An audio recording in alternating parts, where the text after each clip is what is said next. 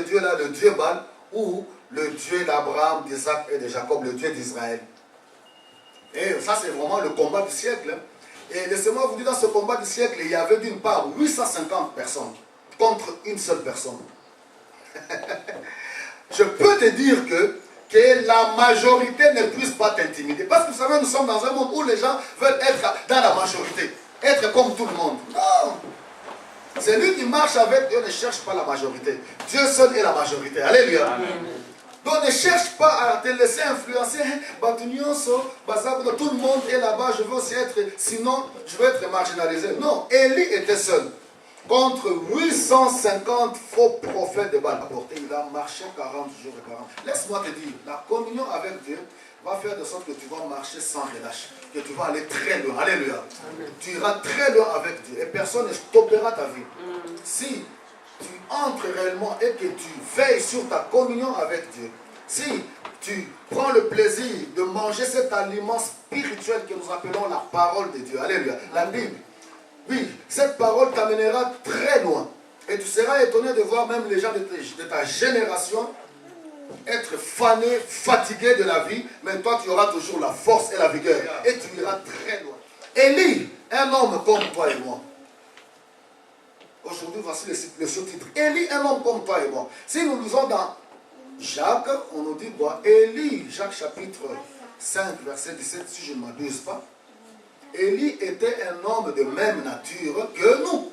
C'est-à-dire que Élie n'avait pas de barres de fer dans les os, dans son corps. Il avait du sang, la chair et les os comme toi et moi. Élie pouvait aussi pleurer comme toi et moi. Élie pouvait aussi manquer de foi comme toi et moi. Élie pouvait devenir dépressif comme toi et moi. Alléluia.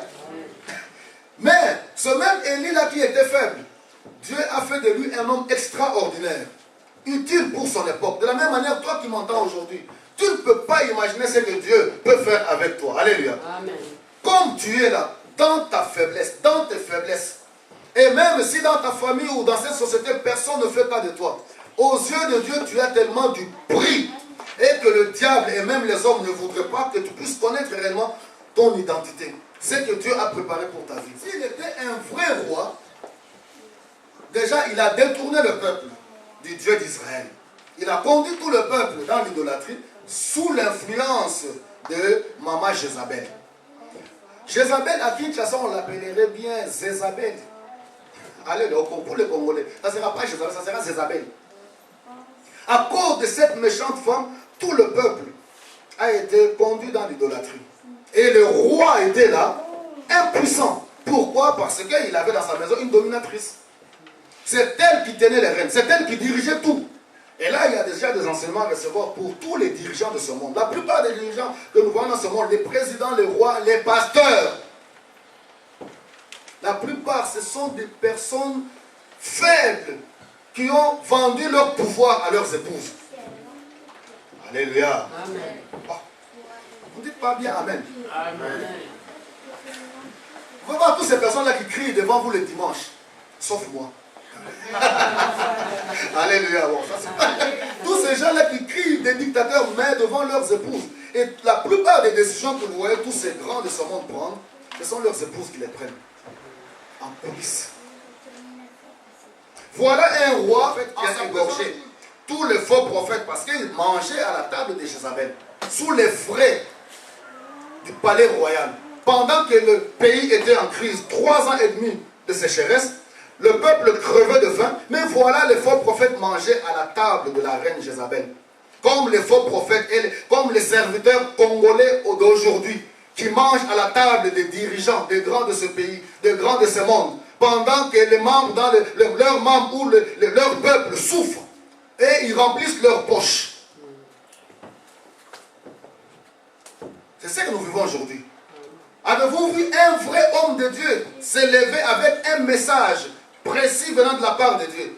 Pas d'insulte, pas de malédiction, mais venir avec un message, je parle de la RDC, bien sûr, venir avec un message clair et précis pour la situation de la RDC. Pendant que le peuple souffre, que font les pasteurs, que font les apôtres, que font les bishops? Ils sont en train de quémander, ils courent dans les maisons des dirigeants, comme ces faux prophètes. Si vous lisez, il mangeait à la table de la reine, Jézabel. Donc il y avait tout un budget. Le peuple dans la souffrance, 850 faux prophètes, ils venaient manger au palais royal. Comme ici, ils viennent manger hein, chez le roi Philippe. Imaginez-vous un peu. Et Élie les a défiés, les a tous égorgés. Et voilà le roi, s'il était un vrai roi, il pouvait tenir conseil avec ses collaborateurs. S'il était un vrai roi, vrai ou faux? Si vous lisez le texte, ça me fait beaucoup rire. On nous dit, Akab rapporte, c'est-à-dire il a tellement couru, essoufflé, je l'imagine dans sa tenue royale, il arrive chez lui à la maison, il descend de son, je ne sais pas, à cette époque, char ou je ne sais pas moi, cheval, en courant.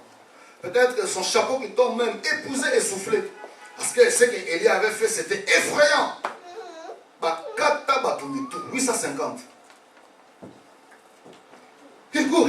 Jézabel, maman, tu es où, Jézabel? Tu es où? Tata,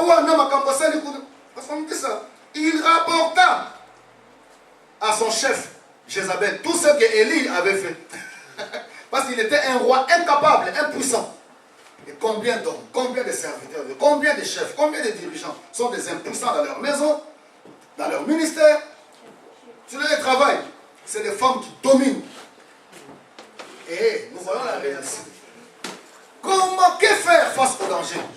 Élie apprend qu'il est devenu le wanted. Bon, il a toujours été. Hein, parce que Akab a fait de lui l'ennemi public numéro 1.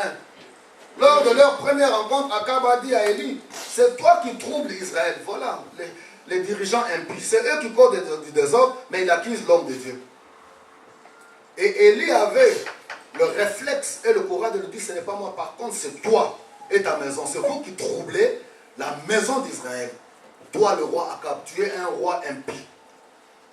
Élie apprend qu'il est le wanted, qu'il est recherché, il prend la fuite. Bon, j'étais en train de dire, bien aimé, ne nous leurrons pas. Si réellement tu as la certitude et que tu as des informations sûres et certaines que ta vie est en danger quelque part, prends des dispositions. Prends des bonnes dispositions. Je vais encore aller très loin. Le Seigneur Jésus-Christ, on l'a amené en Égypte, hein, jusqu'à ce que Hérode est mort. Et vous savez, on a tué les enfants. Hein. Des enfants innocents. Qui peut expliquer cela? Donc s'ils restaient là, on allait se les tuer.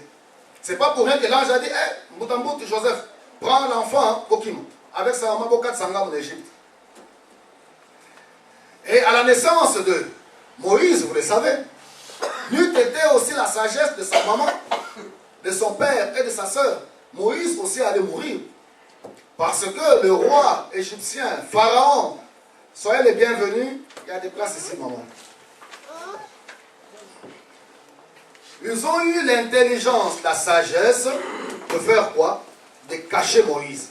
Et il y a eu des innocents qui sont morts. Donc si on ne l'avait pas fait, Moïse aussi allait mourir. Le roi David lui-même fut recherché durant 13 ans, plus ou moins, par son beau-père, le roi Saül. David avait l'onction de Dieu. Alléluia. Mais il a fui. Parce que si Saül l'attrapait, il allait l'égorger. Bienvenue ma soeur. Il allait le tuer. Il allait le tuer. David a pris la poudre d'escampette. Jacob, face aux menaces de qui? De son frère Ésaü. Bien que lui, il était fautif. Hein, parce qu'il avait usurpé le droit de naissance de son frère. Alors son frère avait juré que ce qui n'a joué, Akolala, je vais le tuer. Mais qu'est-ce que Jacob a fait? Sous le conseil de sa maman, il a fui chez son oncle Laban. Donc ne nous leurrons pas. J'ai dit que je vais insister là-dessus. Nous sommes dans un monde compliqué. Il ne faut pas dire que oh non, Dieu nous protège. Dieu ne permettra à personne de mettre sa main sur toi si lui-même il ne l'autorise pas. Mais Dieu nous donne aussi l'intelligence et la sagesse de savoir discerner les choses. Quel que soit le milieu. Si tu fréquentes un milieu et que tu trouves qu'en fréquentant ce milieu devient un danger pour ta vie, prends la poudre d'escampette. Il ne faut plus les fréquenter. Qui a dit que les chrétiens devaient être naïfs? Continue à fréquenter. Je vous montre ici des exemples bibliques. Ce n'est pas des histoires. Et je vais encore aller très loin. Quel que soit le nom que ce milieu-là peut avoir, quel que soit le nom que ce milieu peut porter, ça peut être même famille, la famille. Ils vont dire, ah, ce pasteur-là, il prêche pour diviser la famille. Non, non, non, non, non. Si certaines personnes de ta famille, tu trouves que ces personnes, et que tu es sûr et certain, sont susceptibles de nuire à ta vie, prends de bonnes dispositions. On est d'accord, non? Amen. Certaines fréquentations, même les amis, tu trouves que certains amis peuvent mettre ton intégrité physique en danger. Prends de bonnes dispositions. Et voilà. Ce milieu peut être appelé église. Alléluia. Amen.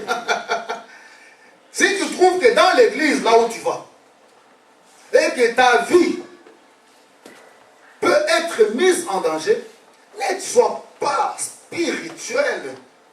Il ne faut pas faire la folie.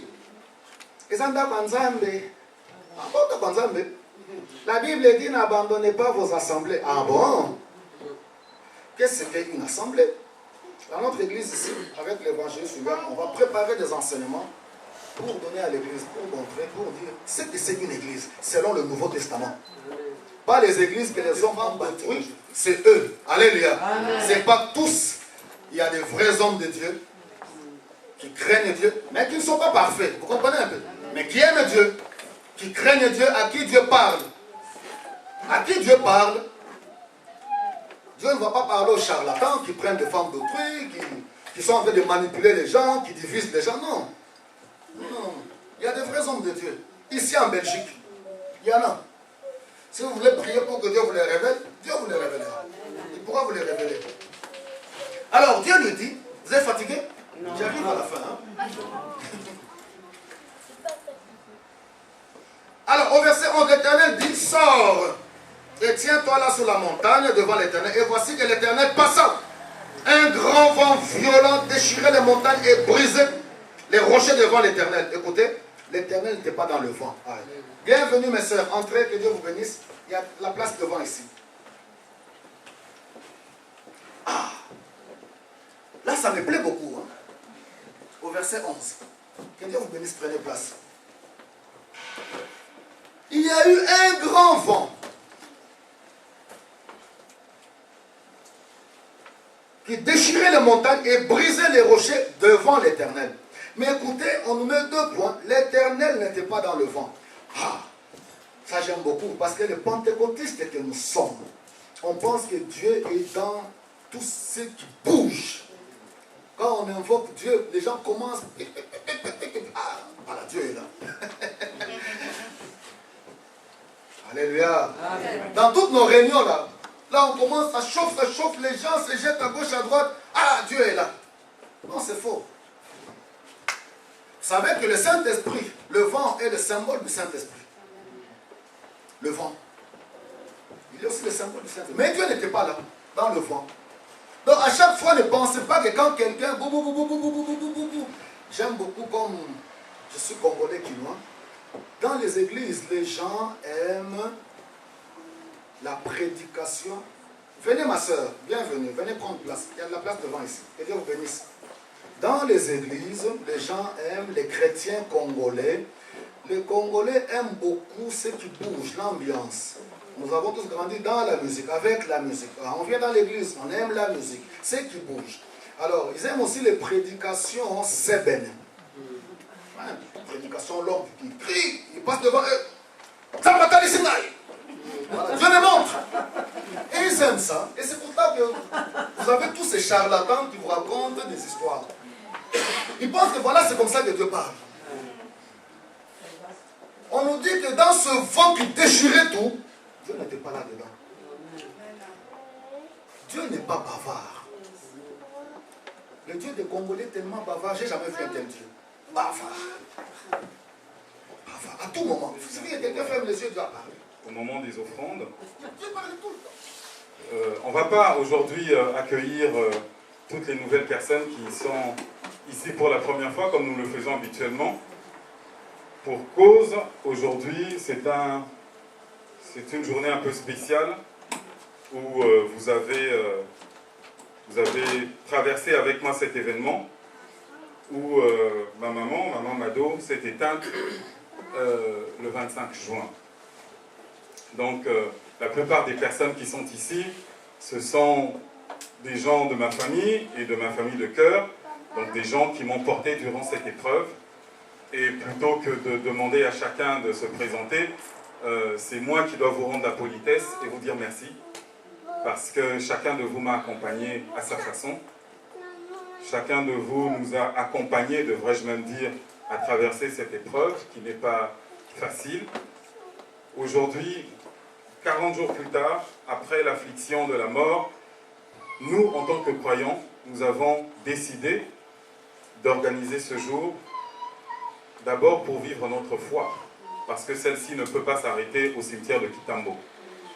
Nous avons besoin de dire que même si maman est morte, aujourd'hui, 40 jours plus tard, nous avons séché nos larmes, nous avons les yeux secs, et nous pouvons dire que nous restons dans l'espérance de la victoire en Jésus-Christ. Amen. Et c'est pour ça que nous organisons ce jour, pour que, en tant que croyants, nous ne faisons pas un rite aux morts, pas du tout. Vous avez entendu le pasteur parler, c'est une prédication tout à fait ordinaire, mais nous venons néanmoins dire que en Jésus-Christ nous croyons et que passé la période de la séparation brutale, qui est une séparation sociale, en esprit, nous pouvons dire que nous croyons, comme Jésus l'a dit à Marthe et à Marie, sa sœur, que si vous croyez, votre frère vivra, même s'il est mort. Alléluia.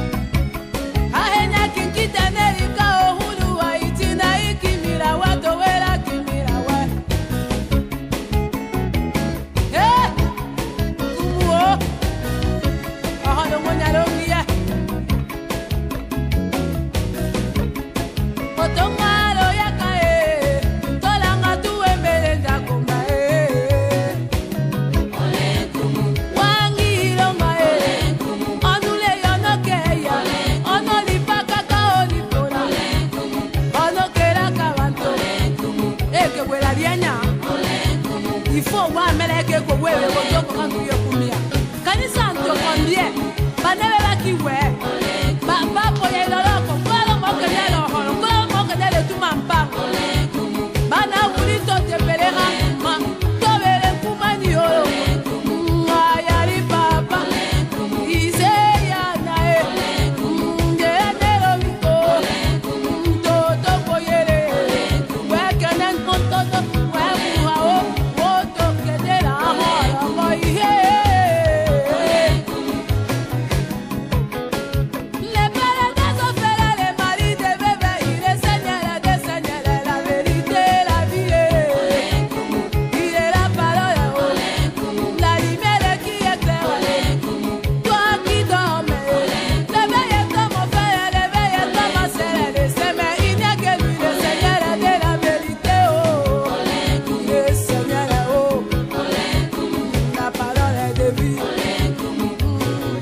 Passé par la souffrance, son nom c'est la pierre Aguilera, les jetons de David, la pierre quand les jetés les bâtisseurs, elle est devenue la principale de la maison.